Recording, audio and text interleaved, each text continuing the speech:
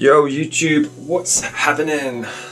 So today I wanted to talk about social media. I guess as I kind of spoke a little bit about online bullying, I also wanted to kind of follow that up with a more in-depth approach and look at social media, because it's such a powerful tool that can build and it can also destroy. And I think it's very important that you understand social media and understand that probably 80 to 90% of what you see isn't actually real. And I think more and more is coming out, as I said, with the bullying in the news about how social media is affecting people. And actually there was an article in the BBC about how certain people want to ban social media within the UK, which I don't think will ever happen. I think it's more based around harmful content that's shared, which you can understand to an extent. However, I think there's a bigger thing that we need to look at, and that's kind of educating ourselves about social media. Now, something that I want to do is go into schools and actually talk to kids about this, because out of all the stuff they learn, like maths, English, science, all that stuff's irrelevant, to be honest. Looking forward now, it's looking at social media, it's looking at life skills, all these things that they need to be taught, because the world's such a different place. And I think it's easy to, It's easy to think that, it's having a mobile phone, having access to the internet's not harmful, but in reality actually it can cause more harm than good.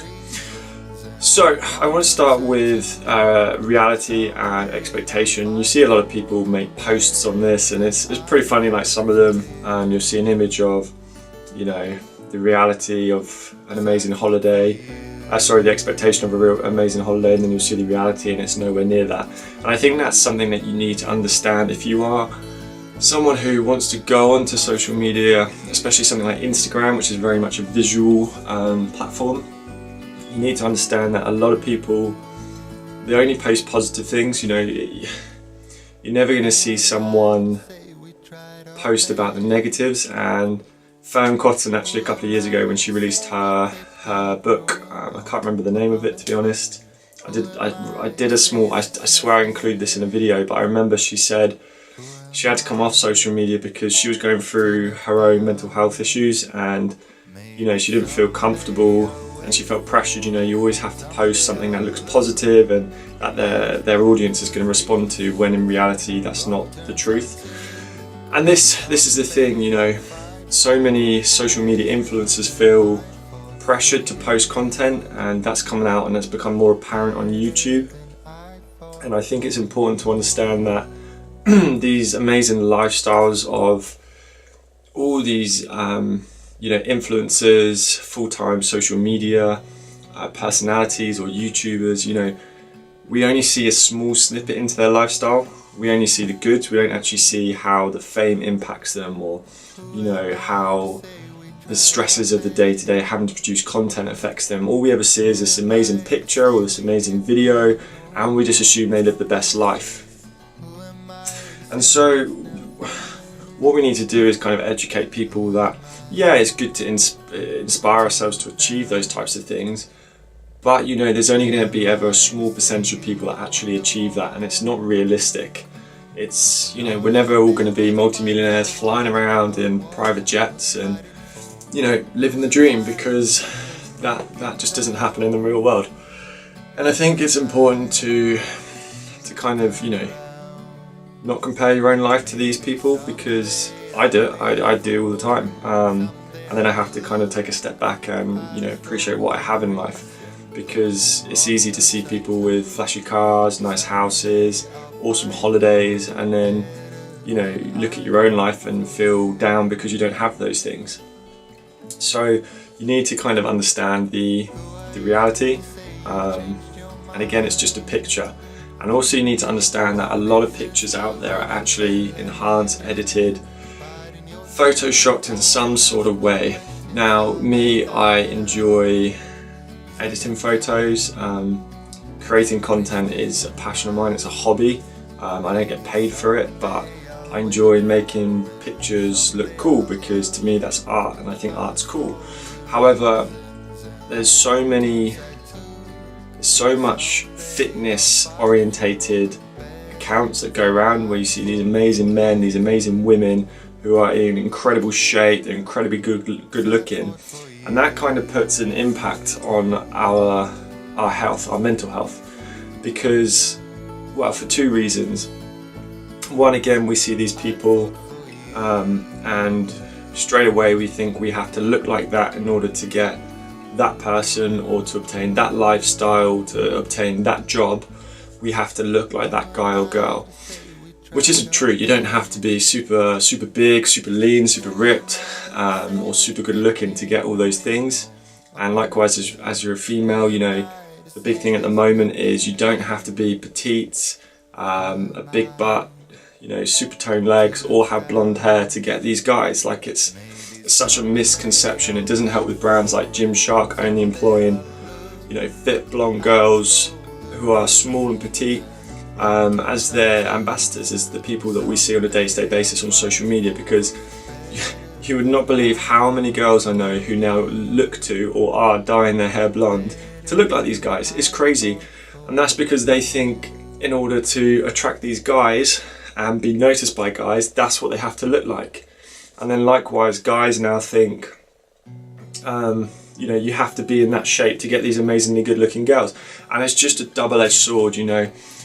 The content's not there to harm us, it's there to inspire us, and it's there to be used to promote and market that brand's company. However, the damage is, you know, it's portraying a life that we don't have. We don't know, you know, how much those photos have been edited.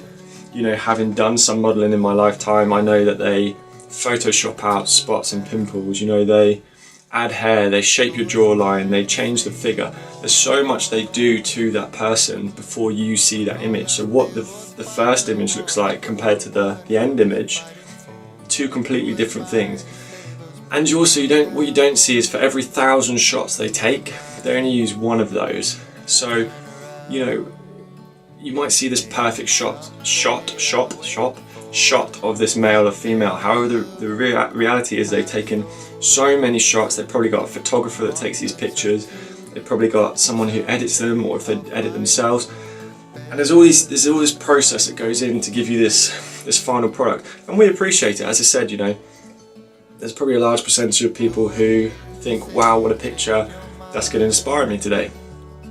However, on the flip side, there's a large proportion of people who look at that and they'll be like, oh man, why don't I not look like that? And that causes the negative effect, and the impact then starts to grow. And I think, I love social media. I think it has so much potential for good in the world. It gives us an opportunity to connect with people, to build supportive communities, to help one another and create awareness around all these amazing causes with the environment, with humanity, all these types of things.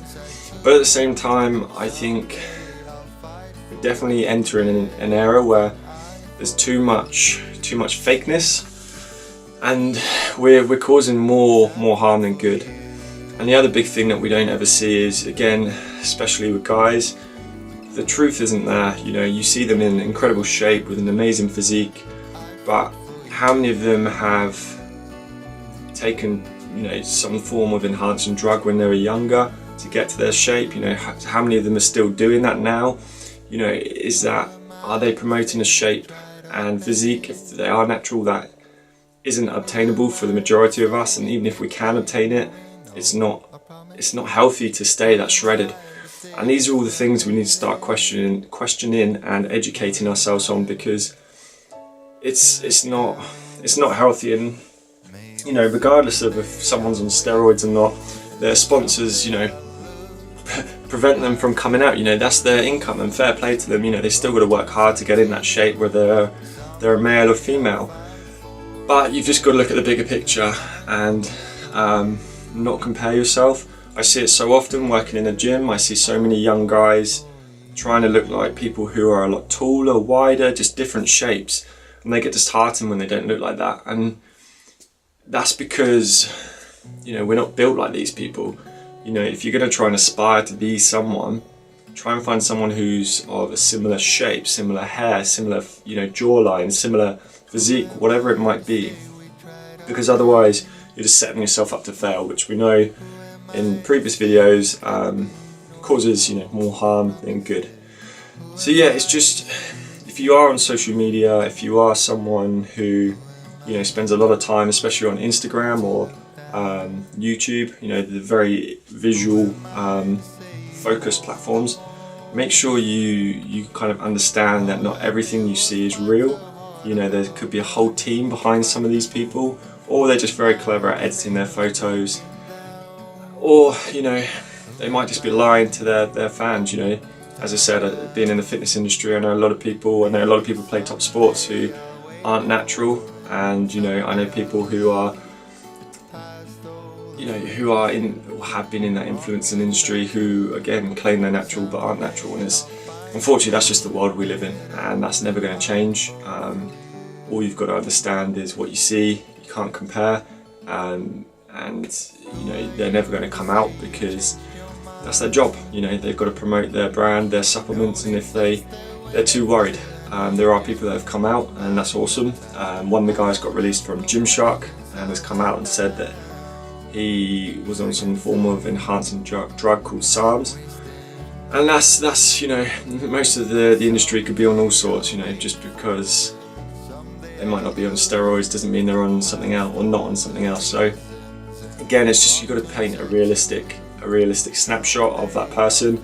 And even if it's the fitness side out of the way, you know, you look at other influencers who are living the dream, you know, flying around in jets, going to all these amazing places on holiday.